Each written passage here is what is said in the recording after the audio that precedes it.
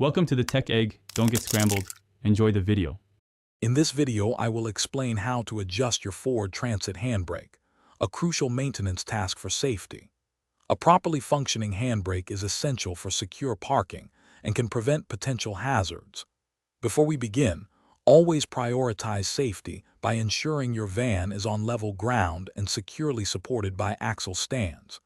You will need a few basic tools, such as spanners or sockets, to complete this straightforward adjustment.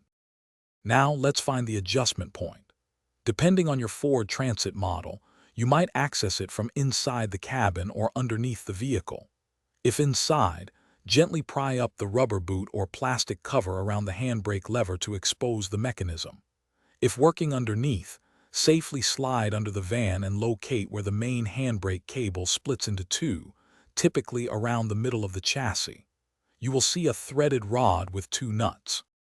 Once you have located the adjustment mechanism, you will see two nuts, a lock nut and an adjustment nut. First, use a spanner or socket to loosen the lock nut by turning it anti-clockwise. This allows the adjustment nut to move freely.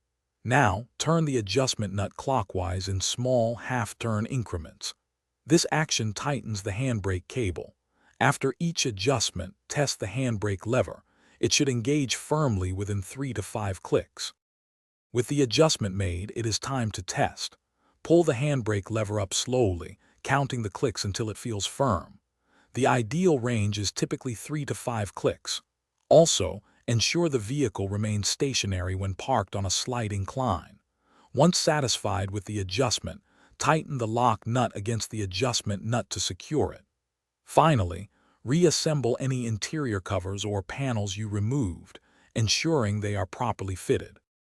Thanks for watching. Consider subscribing if I helped unscramble your problems.